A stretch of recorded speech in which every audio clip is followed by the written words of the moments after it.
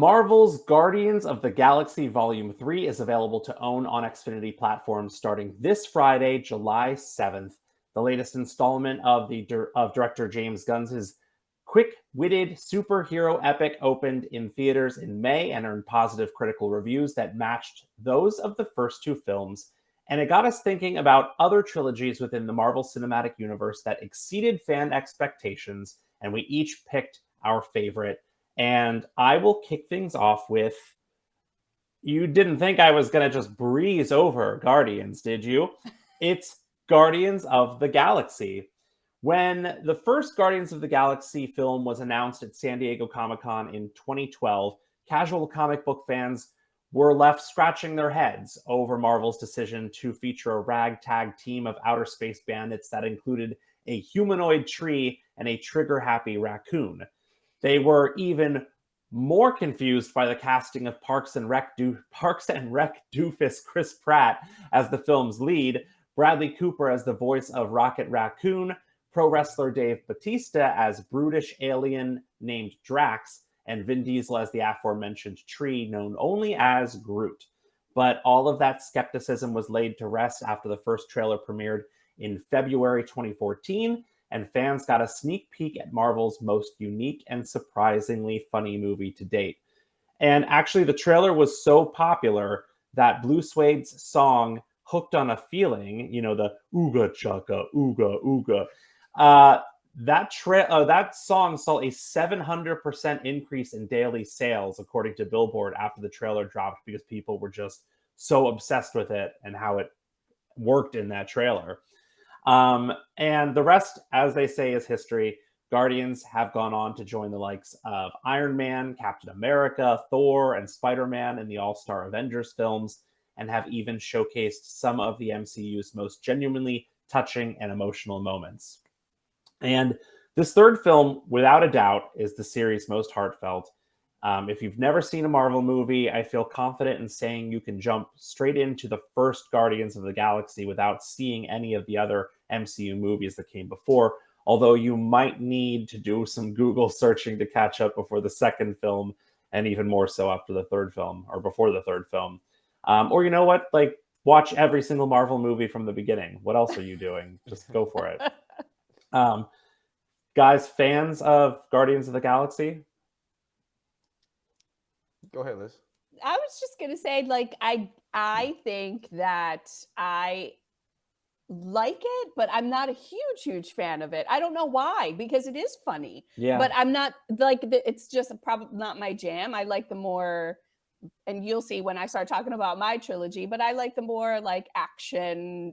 Not that this doesn't have action, but a little more seriousness, I think. Not that any of these are truly believable, but I'll shut up now. But not a huge fan as you are of the Guardians of the Galaxy.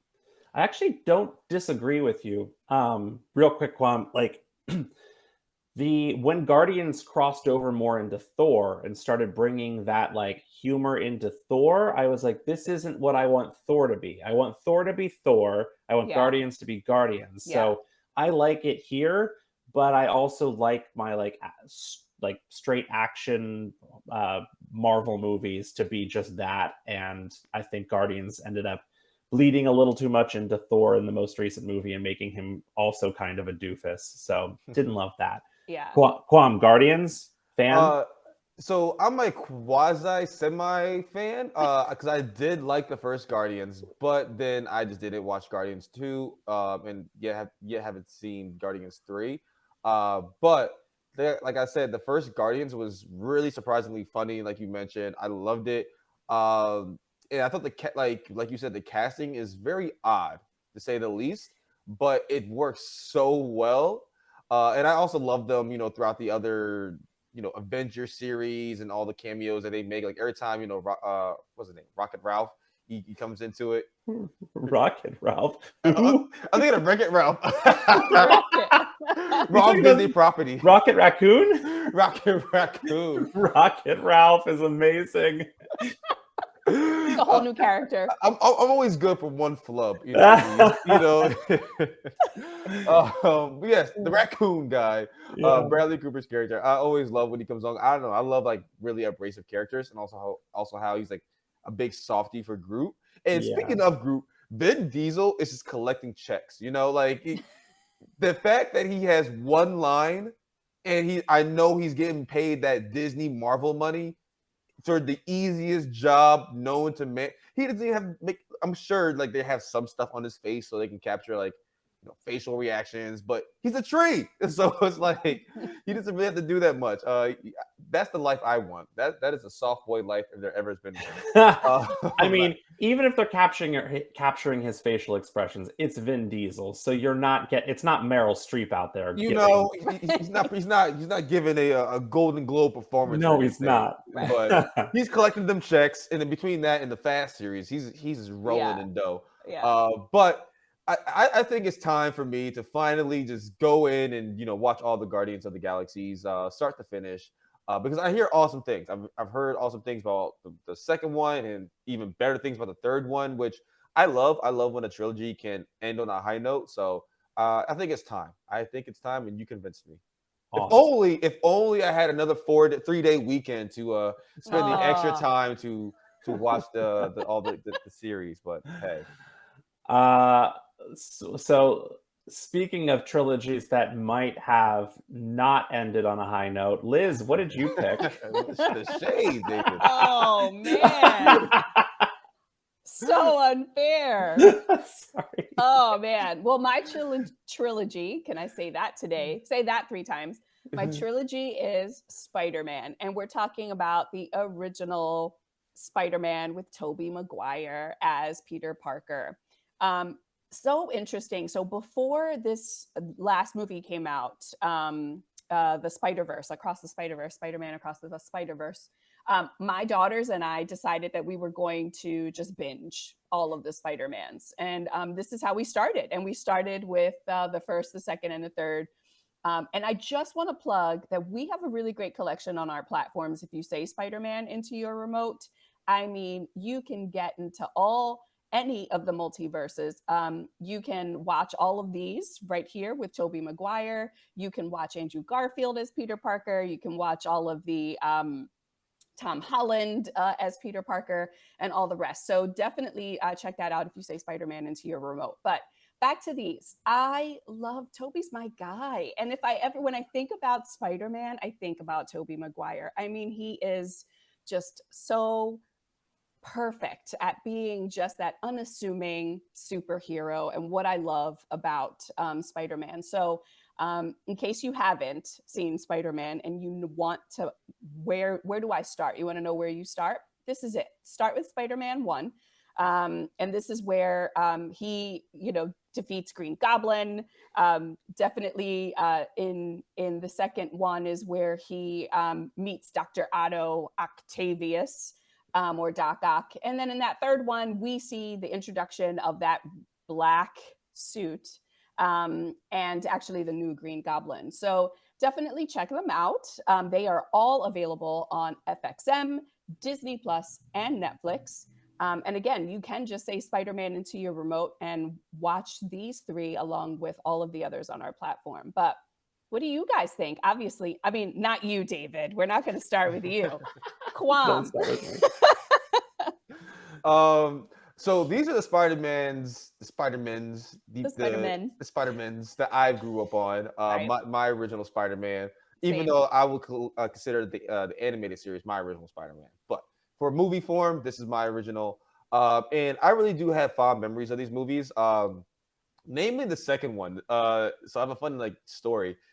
When the second one was coming out, this is back in 2004, I think, when you still can get burner CDs of the movies, and somehow we got it before the movie even came out. So we had a CD of Spider-Man 2 before the movie even came out. Yeah, I know, somehow.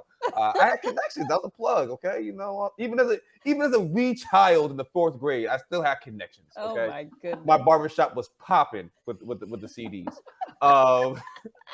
But I absolutely loved it. My cousins were over for we have a family reunion, so they were all over my crib. We were watching it, and we're like, "Oh, look at us! We're so cool! Watching Spider-Man 2," and it so happened to be the best in the trilogy.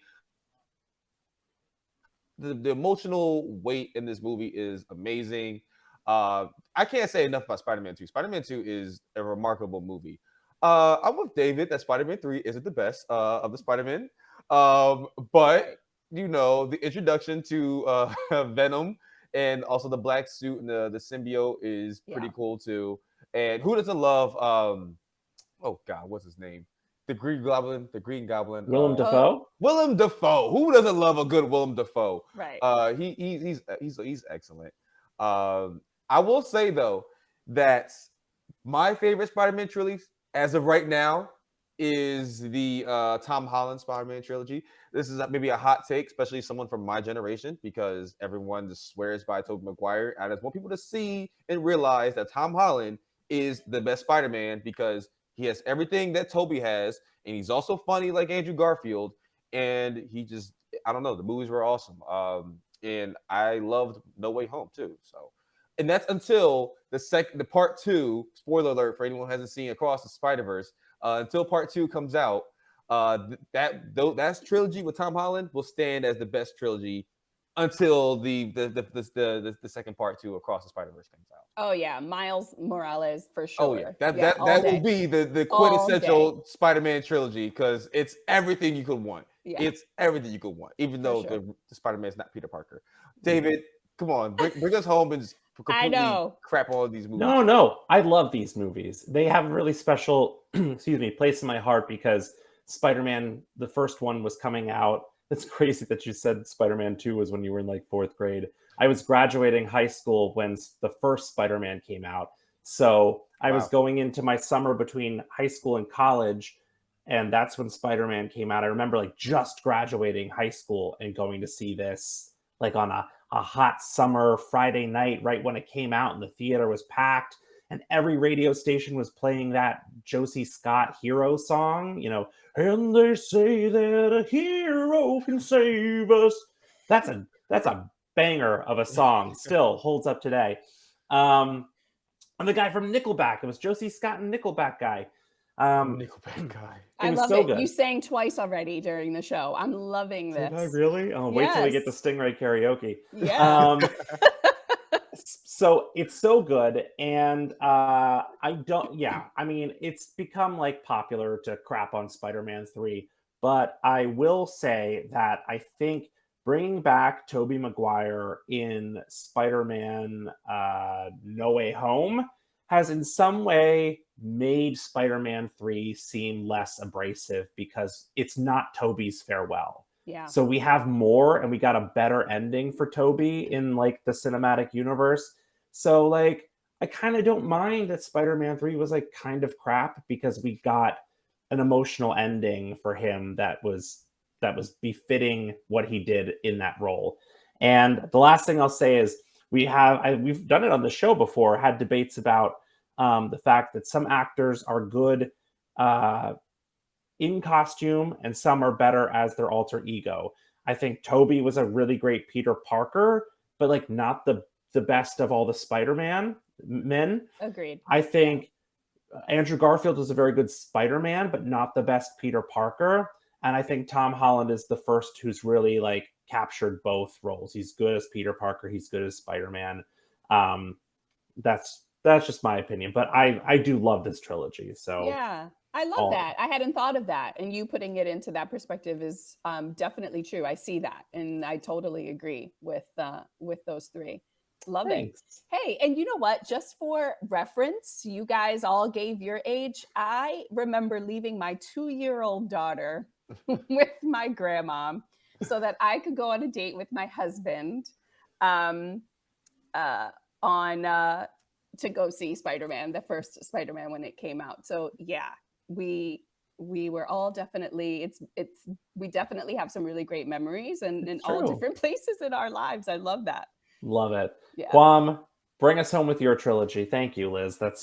Love it. Well, as I mentioned, the Tom Holland Spider-Man trilogy is the quintessential trilogy. But for this conversation, this trilogy is, in fact, the best trilogy. And that is the Captain America trilogy. I honestly think this trilogy is low-key underrated, but there are trilogies because they are all their own story. And Captain America has the best, honestly. So with the first Avenger, we're kind of setting the whole Avenger plot line. So a lot is riding on Captain America, even though we already had Iron Man and Thor. I think, Captain America was the glue to keep everything together. And what a banger of a first movie.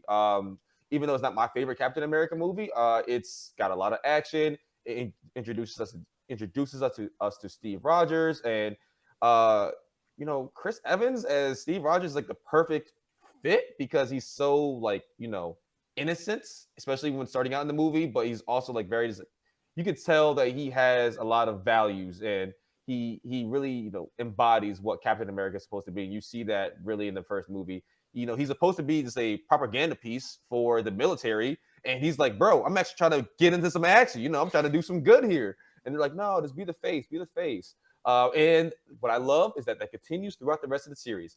And so with that, let's just get right to the second one. Winter Soldier is just badass, okay? Everyone in that movie is just badass.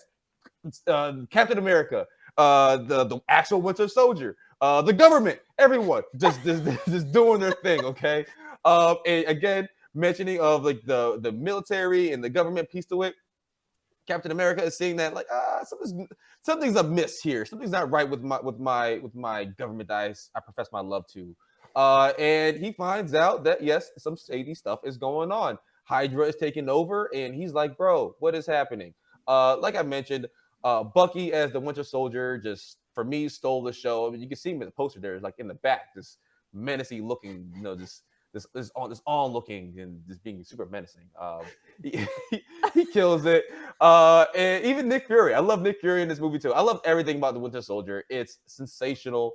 And then going into the third film, continuing that that thread of the government maybe not being the best, kind of ordeal. I just love criticism of our government. It just makes movies so much more just nuanced. And the fact that it's Captain America, the embodiment of America, being the one who's like critical of the government is just like this chef kiss in writing. And with Civil War, I love that you can see both sides. So for those who don't know, Civil War, it's like the something accords. Pretty much all the destruction the Avengers are causing is like, hey, we need to like rein y'all in and put some legislation in place and have some government oversight. And Captain America is like, bro, y'all are shady, and why would I trust y'all? Iron Man, on the other hand, is like, no, I've seen the destruction my technology can do. I've seen what we have caused, and we definitely need some oversight.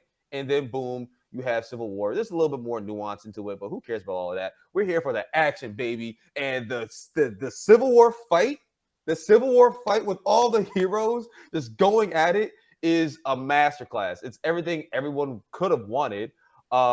You get introduced to the new Spider-Man, Tom Holland Spider-Man, my Spider-Man personally. You get introduced to the Black Panther, and this is honestly, I think, the coolest the Black Panther is in film. Personally, rest in peace, Chadwick Boseman. I think he killed it as his introduction and as the Black Panther. And yeah, there's just so much this underlying threads that are going on, and it really sets us up for Infinity War just so amazingly. Just with everything that happens in Civil War. So yeah, Captain America, the best trilogy there is, and I highly recommend that you go watch it in case you haven't. It's on Disney Plus. I'm sure you two have the exact same feelings that I do. So don't we need your opinion, Brad? Next segment. David, what do you think? No, I think they really hit gold with Chris Evans as Captain America. I don't think you could have cast a better actor in this role, which is crazy considering that he had already played a Marvel superhero and it failed massively. He was the Human Torch in the Fantastic Four, and it was not a good movie, and it tanked at the box office. And somewhere along the line they said, we're going to give this guy another chance and make him the centerpiece of our two biggest heroes in this Avengers universe. And really bold, but like it really paid off, and he's very good. And the last thing I'll say is that I don't really read comic books at all, even though I love these movies. But when the Civil War arc came out as like a mini series story arc, I used to go to the comic book store weekly to buy those books because it was fascinating. It was essentially the government saying, all superheroes have to register with the government and reveal their secret identity or you're an enemy of the state, basically. So it was a question of, who's going to reveal their secret identity to the world, who will become an enemy of the state, who will the other superheroes turn on. There were spin-offs, there were like little mini series, and every series in Marvel Comics was dealing with this. So there was a main storyline, but then if you got the X-Men comic books, you saw how the X-Men were dealing with it. Or if you went over to the Iron Man comic books, you'd see how he was dealing with it on his own. So it was really, really fascinating. And when they announced this, comic book fans almost lost their mind because it was one of the best storylines in many, many years. So the movie definitely lived up to the hype. And like you said, that I remember seeing that moment of Spider-Man first appearing, even in the trailer, and how like incredible. And he had the eyes that kind of like narrowed a little bit, like the costume. We hadn't really seen that. So damn cool. So yeah, this is a great choice. Yeah, I agree. Listen, I agree with everything that you guys said. So I have nothing else to add other than this was an amazing pick for our July 5th, right after Independence Day, and all things, celebrating America. So I love it. I love that you chose this and we got to talk about it. Well, awesome. Thank you, Quam. Very good. Yeah. Very good choices from both you and Liz. And you can check out all the movie trilogies we just talked about and so much more simply by saying what to watch into your voice remote.